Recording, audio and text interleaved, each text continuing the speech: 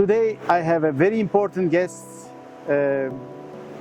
His Excellency Dr. Ahmed Al-Ghassani, Chairman of Dhofar Municipality. Welcome. Thank you very much. I'm very pleased to be with you here today. All of us know you, but some of our colleagues don't know. Would you like to say something about yourself briefly? Well, Ahmed Al-Ghassani is a simple person who has worked in many places. I had a plan that I don't stay in one place more than 5 years. So I've been moving from place to another. I started in Dhofar municipality, so it was my first job. I worked in Dhofar municipality for 4 years. Then I moved to the colleges of technology. I worked in several colleges. Then I went to College of Banking as Dean. And before that, I was Dean of Colleges of Technology. And after that, I resigned. And I worked for the Authority for Small and Medium Enterprises as the CEO for about 2 years. Then I was appointed by royal decree as chairman of Dhofar municipality, or what is called also in other countries as mayor of Dhofar. Since when are you leading Dhofar municipality? Now I've completed nearly 4 years and 3 months. I joined just before COVID-19, a few months before. So then in March 2020, I came at late 2019. Then in March 2020, COVID-19 was announced as, I would call it as one of the biggest challenges facing health, economy, tourism. You would agree with me that one of the, I would say, markets that has been impacted drastically was the tourism industry, in addition to many other industries. So yeah, first 2 years of my job in Dhofar municipality, there were many challenges with regards to budget, with regards to having staff on board, because there were closing of many government departments. People were asked to stay away, working from distance. So all these challenges, actually, we try to change this challenge into benefit. So we started working on online solutions. We started working on improving efficiency with less people. And also we actually used the available time, since there were no projects, we used that time to plan. So we developed many plans for improving the government of Dhofar. Plans with regards to roads, with regards to traffic, with regards to tourism, plans also with regards to rainwater control. So when in 2020, end of 22, 2023, when the government started releasing budget, we were ready to start many projects. And actually we were very fast in floating the tenders. Some of these projects have already been awarded to the contractors. Others will be awarded in the next few weeks. So I think sometime within this quarter of this year, 2024, people will see many projects on site. Most of these projects are roads, because we believe one of the challenges we're facing currently is the traffic control. But also we have awarded 2 projects related to rainwater management. And I think these are very crucial for us. These are the 2 biggest similar projects in rainwater control in Dhofar. We're also working on many other projects, such as themes, parks, improving touristic areas. Last year we developed a few of them, one in Mohsin, 2 in Derbat, one in 18, and one in Hamrer, which is on the road from Muscat to Salala. And then we developed some other projects in Makshan and others. This year now we're working on a few other projects in specific tourism destinations. And we hope that within a year or a year and a half, most of this would be completed.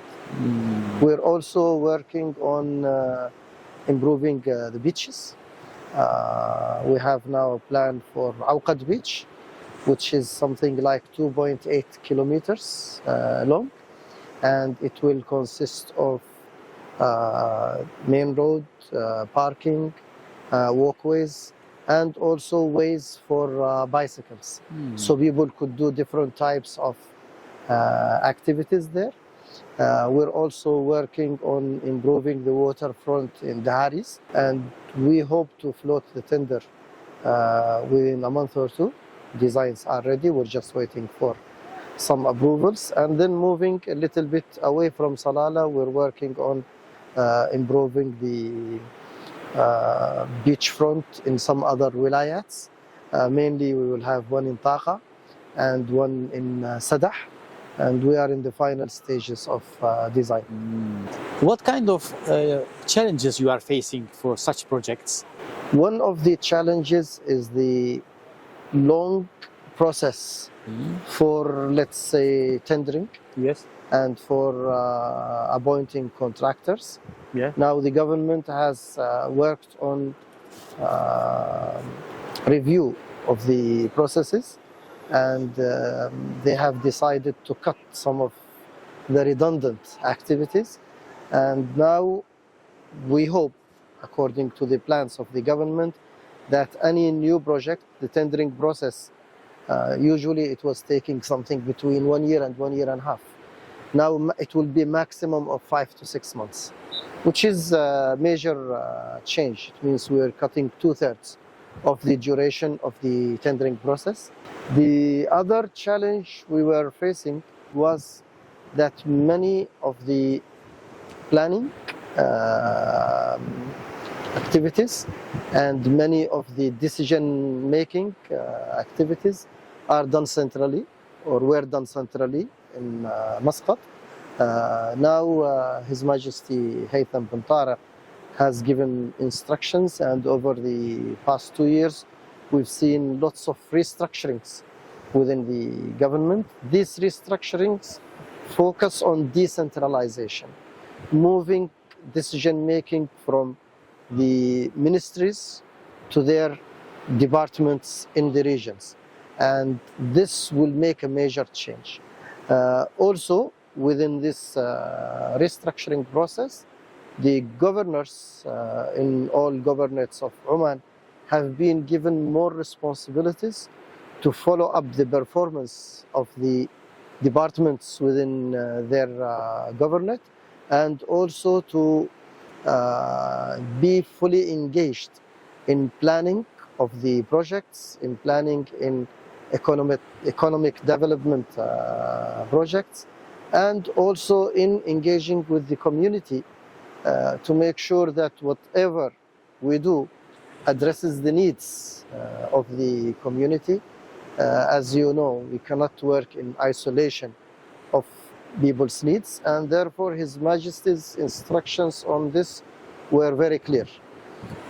Community has to be engaged at the beginning, before design, during and after completion. And this is actually something that could be considered as a minimum requirement for any successful project. Like in IT, when they want to develop any program, first thing they look at is end user engagement, because we need to ask the end users what they expect, what they want to get from whatever we are doing. And we have tried this in some of the projects we did, and we found that the acceptance of people after these projects were completed was much higher than it would have been in the other circumstances of not engaging people from the beginning.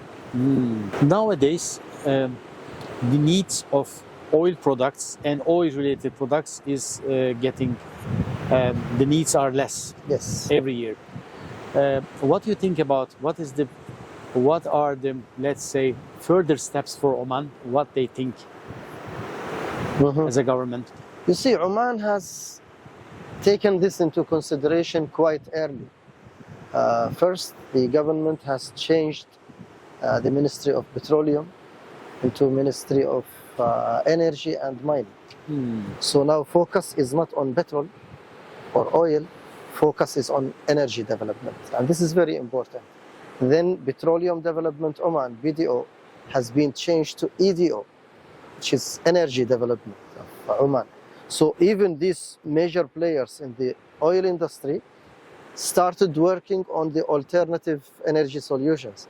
So whenever there is no oil, or even if there is oil but there is no need for oil, we are ready with other solutions. One of the key things that actually distinguishes us is that we could produce green hydrogen using renewable energies in a very cost-effective way, because especially in Dhofar, I think we have something that doesn't exist in most of the world. Having wind and solar at the same place, this is very rare. And if you consider the region of Thumrait, we have places where you have, I would say, very good source of wind, and then just few kilometers later, very good source of sun. And if we combine these, we could do very good projects. Oman started working on this, and one of the projects, actually, it was signed just a few months ago. It was between Hydrom, a Omani company, and Enertech, a Kuwaiti company. They will produce 150,000 tons of hydrogen every year at the beginning.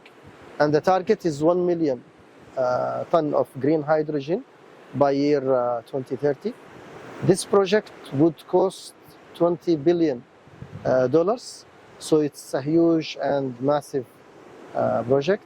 And I wouldn't see myself being exaggerating if I say that according to some calculations, Dhofar can produce hydrogen that would be enough for the whole Gulf area. This is just to give you a scale about what can be produced here. So I think Oman started early. We are in a very good stage in this, and even this has been appreciated by many international authorities, that Oman's move towards less emissions of carbon is very fast, and this is one of them, actually. In addition to that, when we talk about alternatives of petrol, Oman has many other sources. If we look at natural sources, we look at gypsum, we look at limestone. We are one of the largest producers, and some of these sedimentary rocks that we have in Salalah, they have one of the purest qualities in the world. We are good importer and big exporter, of many of these natural resources. And now we are looking at taking this further, because exporting them as raw materials makes our benefit from these resources limited. Now we are looking at the supply chain of these products or of these raw materials, so that we can develop products in Oman and we export raw material that has been processed to other materials, and therefore you can get 10 times more the benefit, or sometimes 20 times more. Oman is also working on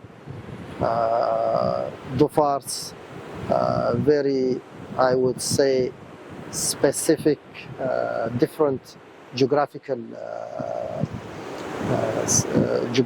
existence, because Dhofar stays in the middle of many routes for ships, and ships coming from Europe through Red Sea to Asia, they have zero deviation from their routes. And this is very rare, so they don't spend a lot of time in going to let's say a port, either for maintenance or for fueling, or even the big containers, sometimes they want to transfer into smaller containers so that they distribute.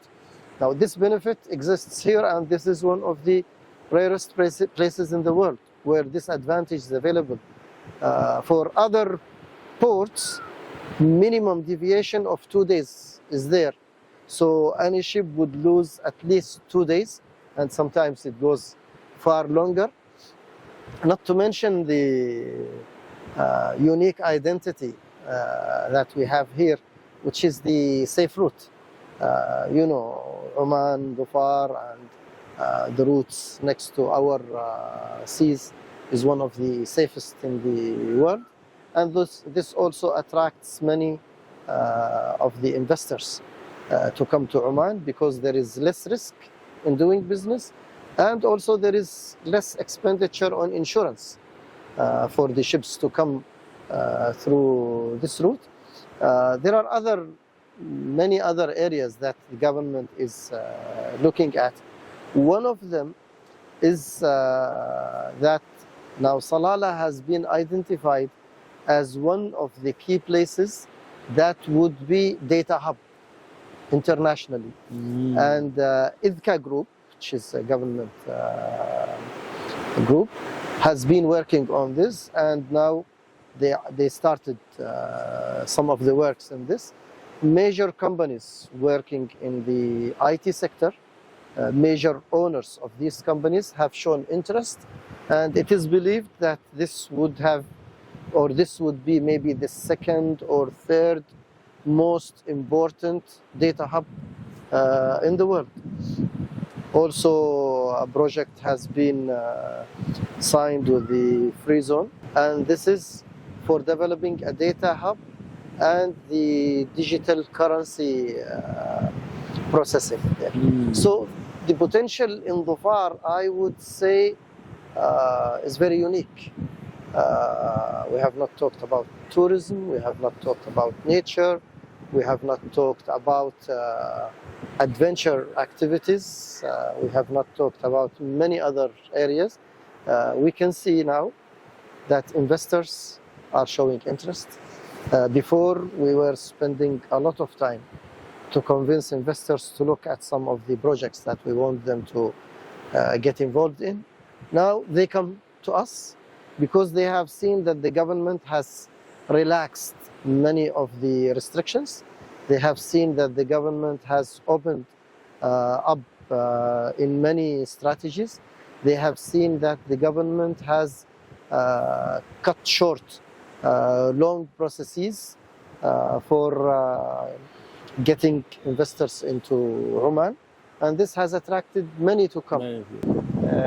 Where do you see Dhofar tourism in the future? You see, Oman has been carefully looking at this industry. Now, if we talk about tourism, or if we talk about even urban planning, it would have impact on the land. It would have impact on the greenery. And Oman is an eco-friendly government. So we wouldn't go too drastic to destroy the environment. We want to keep our environment for the new generations to come. And this is why one of the key things we are looking at when we consider tourism is that we look at resorts that are eco-friendly. First of all, less use of energy, let's say, or use of renewable energy, keeping the nature as is. So sometimes, even when we announce Dhofar, we say the nature as it is. So we don't want to go and destroy the nature. We don't want to go and build skyscrapers and we say this is new Dhofar. No, we want to keep our unique identity, and at the same time we want to open up to tourism. Now, it has been evidenced that most of the tourists that we receive in Dhofar are from the Gulf countries, plus some other countries. If we look at tourists that visit Dhofar in Kharif, last year was about 1 million tourists, 962,000. These were the counted ones, so maybe there were a few that were missed out, so we believe it has hit the 1 million, which was a target before some time. Now we are planning how we can and how we should go beyond 1 million. And do we need to bring this 1 million within a short period of time? Because that puts a lot of pressure on resources, that puts a lot of pressure on the roads. Now, our plan is that we stretch, first of all, the Kharif season. So rather than having all our activities in 45 days, we start on the first day of Kharif, which is 21st of June, until 21st of, or until 20th of September. So that makes it three months.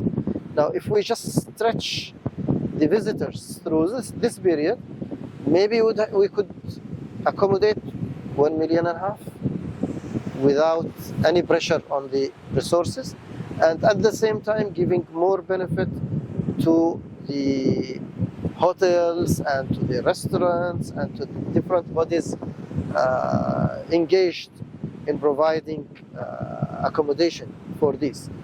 Now, this is just talking about Kharif, but you know maybe more than many people that Salala, Dhofar, it's not only Kharif. We have actually just after Kharif, we have what we call in the local language Sarb season.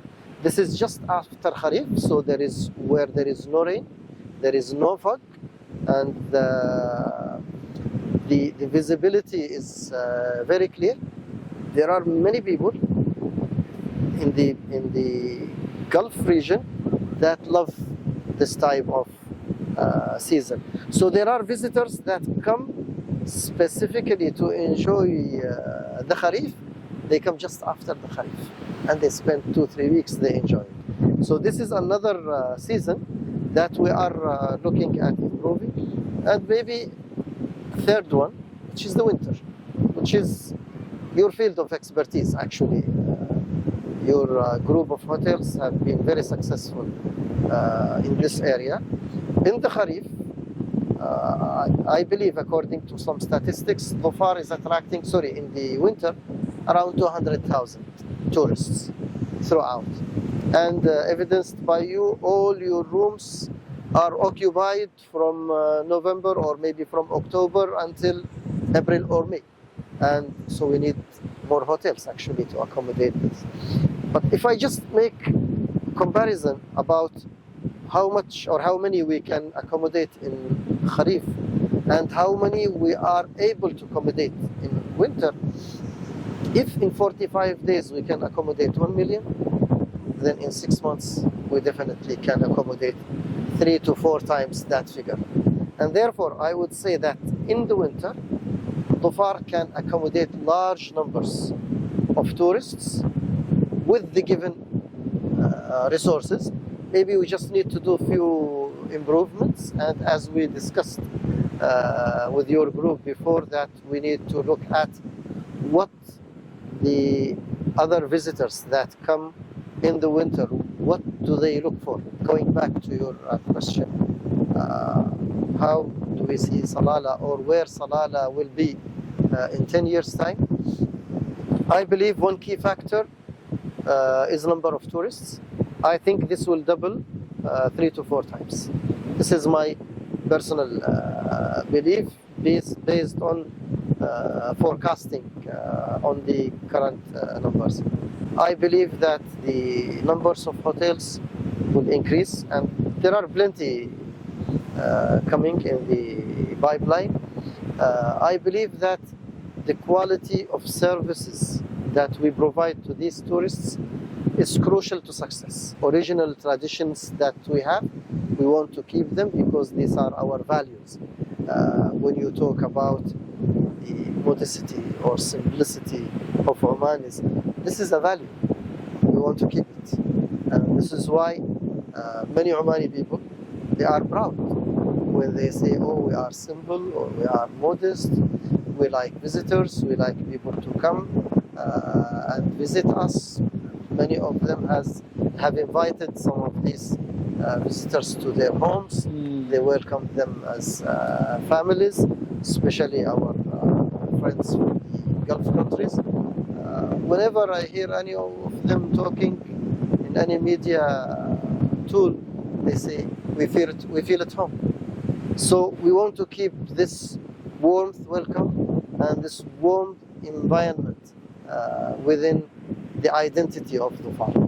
Would you like to add some more things, Dr. Ahmed? Actually, what is really striking is that